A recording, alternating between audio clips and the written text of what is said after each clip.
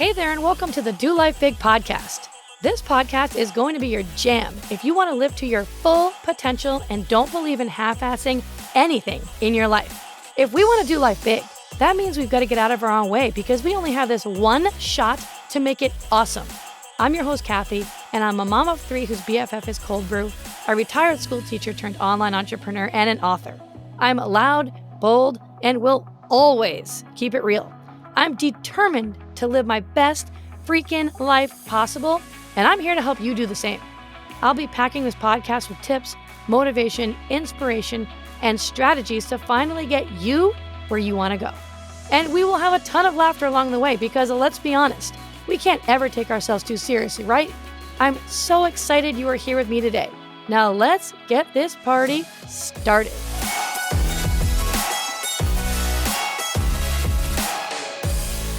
Hey, my friend, what is up? And welcome back to another episode of Do Life Big. I am so excited to have you here once again. Thank you so much. Today's episode is going to be a good one. And today we're going to be talking all about what I feel are the most biggest decisions that you'll make in your life and why you should focus on these decisions and be very careful with what you decide to do. You know, there's a lot of tiny little decisions that we make throughout our life, but there are a few decisions that are really, really big. And I think that you should want to master and focus on these. So the first one I'm going to dive into is who you surround yourself with. You know, who are you surrounding yourself with? You become who you surround yourself with. You know, when you actually go for a walk with someone, something unconscious happens. Either they adjust to your pace or you adjust to their pace. And it's not just that, but your heart and your breath also sync up. You adjust and you become who you surround yourself with. This is how powerful it is. For example, there was a study done that showed that if you have a group of friends who are overweight, then you have a 35% chance of becoming overweight as well within the next 6 months. You know, and I have people tell me sometimes, well, I have these toxic relationships. And trust me, I get it, right? I'm sure we can all say that we've been in toxic relationships or have known toxic people, but you've got to get out of it because at the end of the day, you are treated the way that you allow people to treat you. You can't go and you can't blame other people for the lack of the life or the lack of success that you have. You've got to own it and take full responsibility for everything. Listen, the second that you take full responsibility for every single decision in your life, that's the second that everything will change for you. You know, you will literally lower your standards to those who are around you.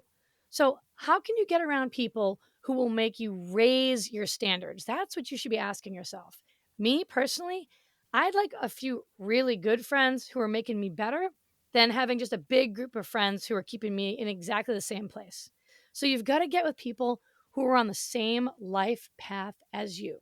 So, that's the first big decision. And these that I'm going to go through are in no order from like most important to least important. These are just what I feel are the most important decisions that you will ever make in your life. The next thing is where are you going to live? Right? People always say location, location, location, right? Where are you going to live? Now, some people they want to live by their family.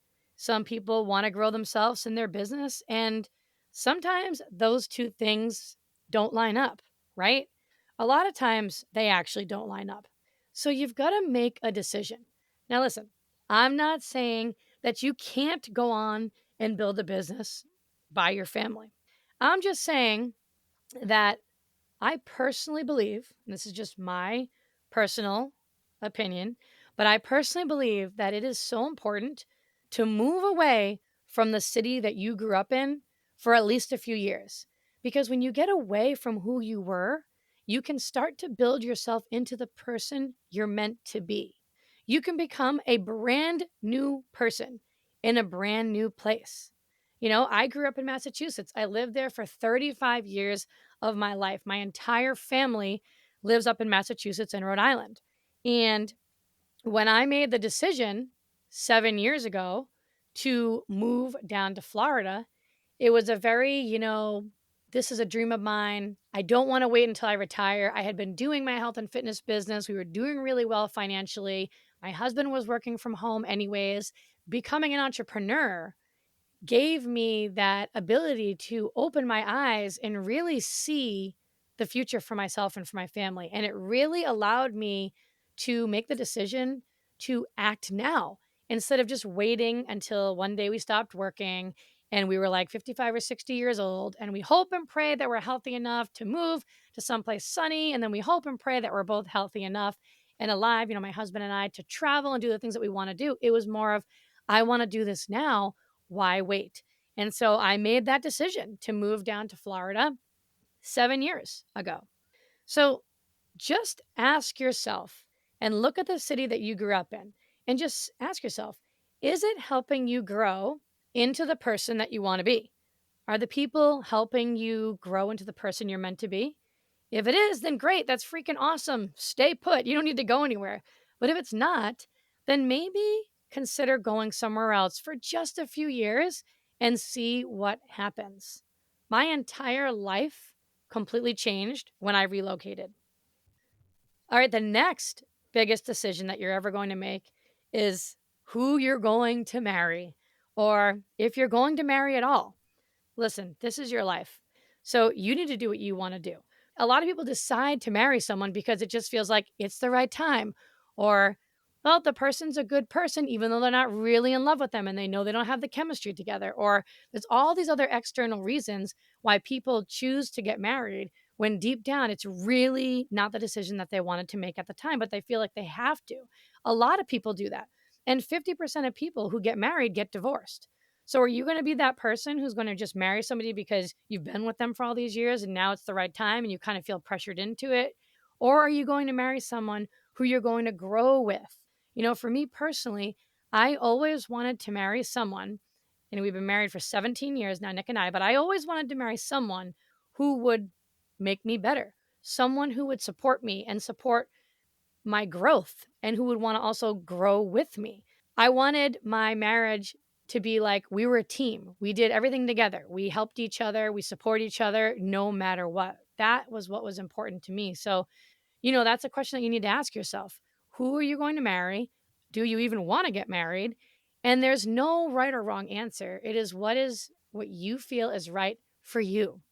But it's definitely an important decision and it should be something that you really think carefully about. And sometimes you're going to make some hard decisions, right? Sometimes, you might be with somebody for a while and you're like, I just don't see myself going forever with this person. And maybe you might need to cut ties and get rid of the good so you can find the great. All right. The next biggest decision that you should focus on is what you're going to do now to make some money because you need money, right? Money is really important to some people, and for others, it's just not. Don't ask me how it's not important to some people. I mean, you need money to live, you need money to support your family, you need money to be able to put a roof over your head and buy your children clothes if you have kids or take them on vacations, and everything costs money, right? But some people want their passion to be their paycheck, and that's what happened to me, and that's great. That's why I started actually with teaching, with my teaching career before I had kids. I was a teacher for 10 years. I went into that profession because, yes, I did love children, but I also wanted to have an impact. I wanted to have a job where I felt I had purpose and I made a difference. So I did that for, 10 years before I had kids. And then I turned my passion of helping others get healthy and fit and helping them develop a positive mindset as a separate business once I had children. My purpose is to make an impact on others' lives in some positive way, even if it's in the tiniest little way. And if I'm not doing that, then I feel so unfulfilled. Some people, they want to make their money with their job and then they want to live their passion outside of their paycheck. Now, none of these options are wrong and none of these are like, this is the right option. It's all about what you want. But then you also have to realize as well that, when we're talking about earning money and what you're going to do to earn money, you have to also realize too that many divorces happen because of issues with money or lack of communication. So you've got to be in agreement with your spouse about how you're going to be earning money. And here's the thing, you're going to spend the majority of your waking hours working. So wouldn't you rather do something that you love? And the options are freaking endless these days. So, whether you work for someone else or you have your own business, are you doing something that you love, or are you doing something that's sucking the life out of you? Don't waste your life away just clocking in and clocking out every day just to make a paycheck. We all have to do something for money. So, just choose wisely and make sure it's something that you really like. The next big decision that you should focus on is, who do you want to be in your lifetime and the values that you want to have? Now, listen, I'm not talking about achievements and going out and achieving different things, but I'm talking about, who are you? When you achieve something, that's a doing thing, that's just an action thing. So I'm not talking about that. I'm talking about who you want to be. Who do you want to be known for? How do you want to be remembered? And, you know, for example, I remember way back on 9/11, we knew this family and they had known my family for our entire life. And their daughter, Lynn, was in the second plane that went into the World Trade Tower, Flight 175. Her name was Lynn Goodchild. And her parents had been friends with my family since before I was even born. And she was only 25 years old when she was on that plane that day with her boyfriend. And I remember going to her funeral and seeing how many people were there. So many people were there because she was just such a good person. She was so kind. She was so caring. Like, she always had a smile on her face. She was funny. She was nice to everybody. And that's how you want to be remembered, right? It's not about how much money is in your bank account when you die. It's about the impact that you've had on others and how you've made them feel along the way. When you have your funeral, what do you want people to say about you? What do you want your character traits to be? What do you want your values to be? Do you want to be humble, giving? Do you want to be loving? Do you want to be funny? Do you want to be a great friend, a great parent, whatever it is? What do you want people to say about you? How do I want to be known?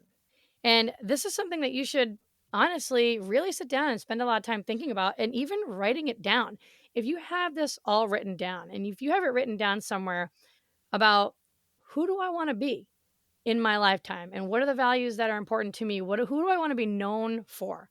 How do I want to be remembered? If you have it written down, then it will act as a guide to help you in every situation, every single day, with how you respond to stressful events or stressful people, or when things happen.